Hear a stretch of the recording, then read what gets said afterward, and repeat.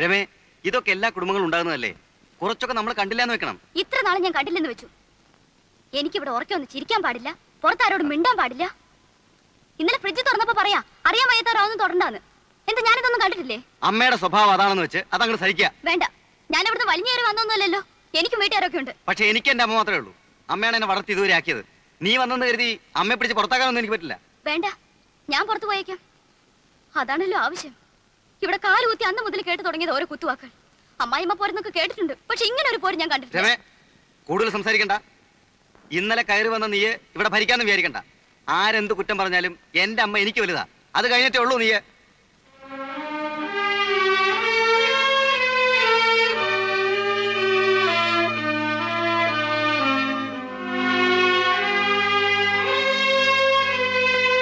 രാജാവ് പറഞ്ഞു, ധർമ്മിഷ്ഠൻ മുനിരാജാവിനാൽ ശപിക്കപ്പെട്ടതെന്തിന്? നടുവകത്തെ അയലിന്മേൽ വെള്ളത്തുണി ഞാത്തിയിടും, പഞ്ഞി കൊണ്ട് മീശയും താടിയും വെക്കും. നിഴൽ നാടകം. അമ്മയാണ് എന്നും കാഴ്ചക്കാരി. എനിക്കന്ന് 5 വയസ്സാ. ഇത്രയും കൂടി വലുതായപ്പോൾ കാലുവന്ത് വയലിലെ വെള്ളരിപ്പന്തലിലേക്ക് അരങ്ങ് മാറ്റി. വിഷമമാണ്. ഒരു സുപ്രഭാതത്തിൽ അഭിനയത്തോട് വിട പറയണമെന്നൊക്കെ പറഞ്ഞാൽ എനിക്കത് സാധിക്കില്ല. ഇത്രയും കാലം അഭിനയിച്ച ഏട്ടൻ എന്ത് നേടി? ഒന്നും നേടിയില്ല. നിങ്ങളുടെ ഒക്കെ കാഴ്ചപ്പാടിൽ എന്റെ മനസ്സിന്റെ സംതൃപ്തിയാണ് എനിക്ക് വലുത്. നേട്ടോ അത് തന്നെ. ഭാവിയെ പറ്റി ഒന്നും ആലോചിക്കേണ്ടെന്നാണോ? ഞാൻ മുരളിയേട്ടനോട് പറയാം, എന്തെങ്കിലും ബിസിനസ് തുടങ്ങാനുള്ള സഹായം. അല്ലേ? എനിക്ക് സൗകര്യമില്ല. ഒരു നാടക നടന്റെ ഭാര്യയായിട്ടാണ് നീ വീട്ടിലേക്ക് വന്നത്. കൂടുതലൊന്നും ആഗ്രഹിക്കണ്ട, എന്നിൽ നിന്ന് പ്രതീക്ഷിക്കുകയും വേണ്ട.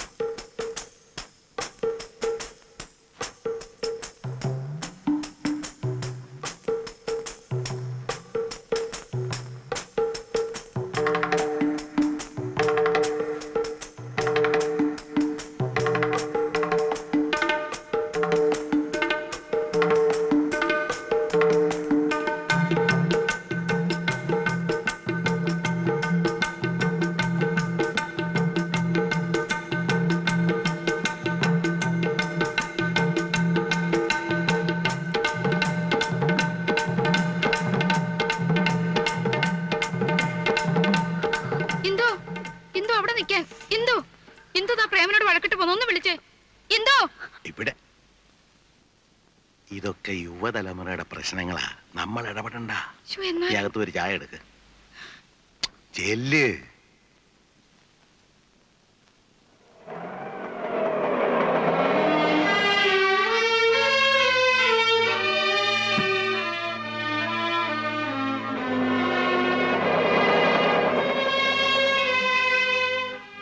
എന്താ മോളെ ഒറ്റയ്ക്ക്?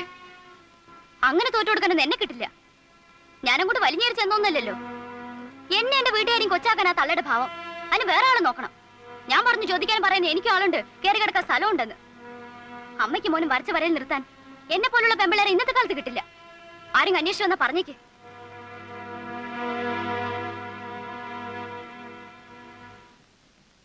ഇതെന്താ? ഇതും യുവതലമുറയുടെ പ്രശ്നമാ, നമ്മൾ ഇടപെടണ്ട. പറ്റോ?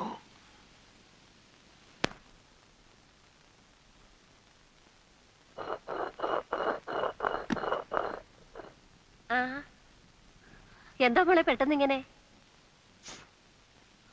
പ്രേമനോടെ?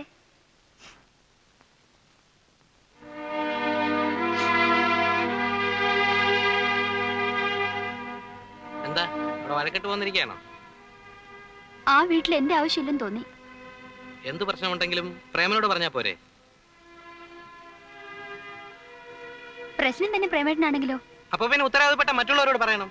അതുകൊണ്ട് എങ്ങോട്ട് പോന്ന്? അയ്യോ, അതിന് ഇങ്ങോട്ടാണോ പോരേണ്ടത്? കല്യാണം കഴിഞ്ഞാൽ ഭർത്താവിന്റെ വീടാണ് പെൺകുട്ടികളുടെ വീട്. ഭർത്താവിന്റെ അച്ഛനും അമ്മയും കഴിഞ്ഞ് മറ്റുള്ളവർക്ക് സ്ഥാനമുള്ളൂ. എന്തെങ്കിലും ഉണ്ടെങ്കിൽ അവരോടാണ് പറയേണ്ടത്, അവരെയാണ് അനുസരിക്കേണ്ടത്. അപ്പൊ കല്യാണം കഴിച്ച് അയച്ചു കഴിഞ്ഞാൽ നിങ്ങളുടെ എല്ലാ കടമയും തീർന്നോ? തീർന്നു എന്ന് തന്നെ പറയേണ്ടി വരും. മുരളി, അമ്മ ഒന്നും പറയണ്ട. ഇവൾക്ക് മാത്രമല്ല പല പെൺകുട്ടികൾക്കുള്ള അസുഖമാണ്.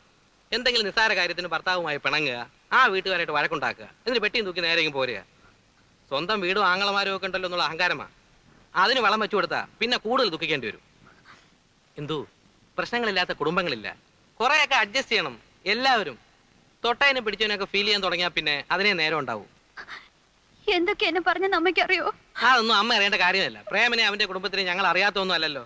വെറുതെ ചീപ്പ് സെന്റിമെന്റ്സ് കളിച്ച് സമയം കളയാതെ എന്റെ മോള് പോവാൻ നോക്ക്. ചേട്ടൻ ഇത്രയ്ക്ക് സ്നേഹമില്ലാത്തവനാണെന്ന് ഞാൻ മനസ്സിലാക്കിയിരുന്നില്ല. ഇപ്പൊ മനസ്സിലായല്ലോ. നേരം കളയാച്ചല്ലേ. ഏതായാലും വന്ന നിലയ്ക്ക് മോൾ എന്തെങ്കിലും കഴിച്ചിട്ട് പോയാൽ മതി. അമ്മ അതിനൊക്കെ ഇനിയും നേരമുണ്ടല്ലോ. അവള് പോയാലും ഇടയ്ക്ക് പ്രേമനായിട്ട് ഇങ്ങോട്ട് വരികയൊക്കെ ചെയ്യും. വാ, ഞാൻ നിന്നെ വീട് വരെ കൊണ്ടാക്കാം. വാ. അങ്ങനെ എനിക്ക് വേണ്ടി ബുദ്ധിമുട്ടണമെന്നില്ല. ഇവിടം വരെ വന്ന എനിക്ക് തിരിച്ചു പോകാനുള്ള വഴിയും അറിയാം. മോളെ,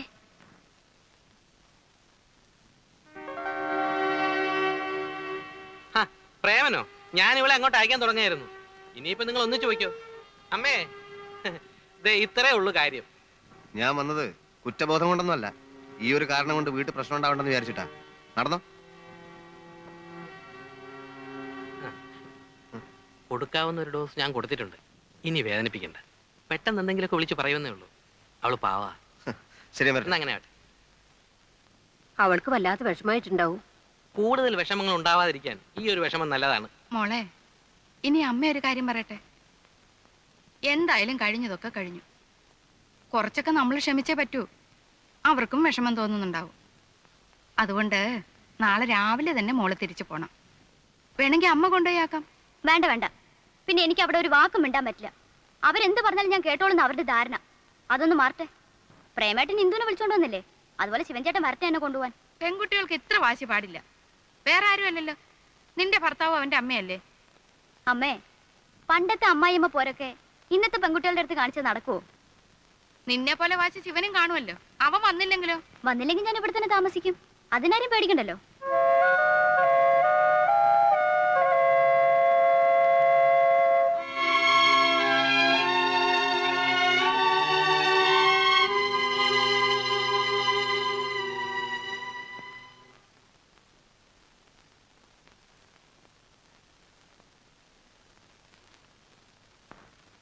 ആ.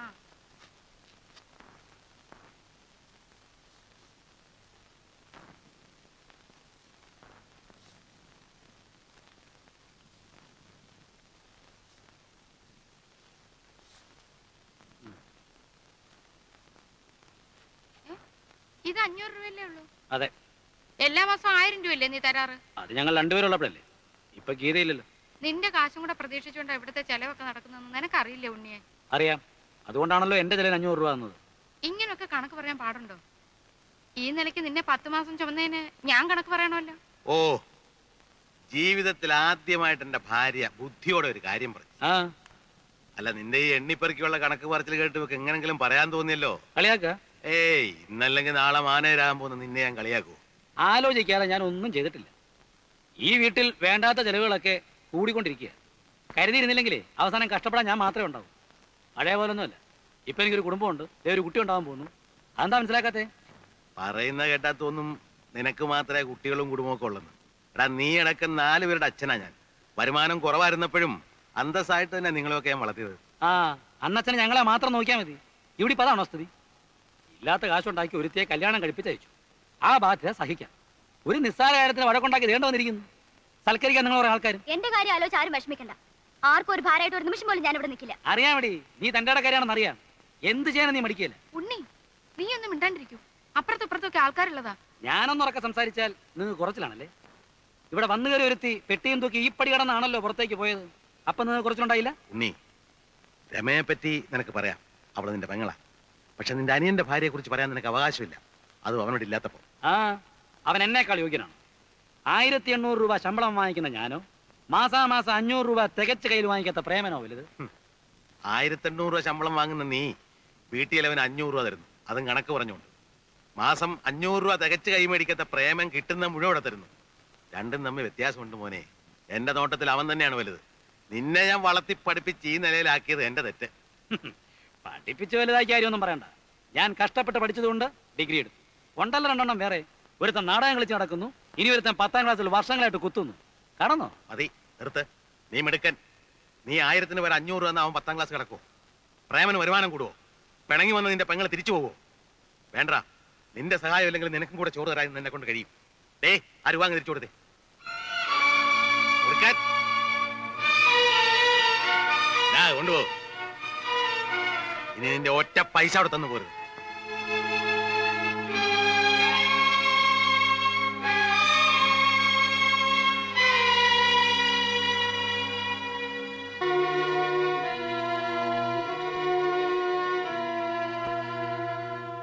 എന്റെ പൈസ നിങ്ങൾക്ക് ആവശ്യമില്ല അല്ലേ? ഇല്ല. എന്നാൽ ഇത് മാത്രം പോരാ, വേറെ ഒരുപാട് കാശ് ഞാൻ ഈ വീട്ടിലേക്ക് ചെലവാക്കിയിട്ടുണ്ട്. അതെല്ലാം എനിക്ക് കിട്ടണം.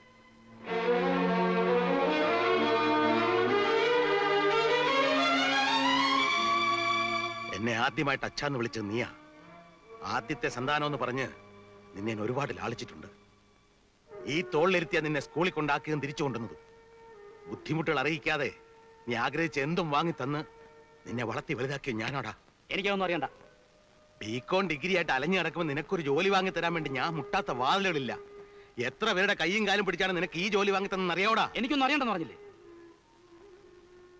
നിനക്കൊന്നും അറിയണ്ടല്ലേടാ. വേണ്ട. എങ്കിൽ ഇങ്ങനെ ഒരു മകനെ എനിക്ക് ആവശ്യമില്ല. ഇറങ്ങിപ്പോടാ നിന്ന്.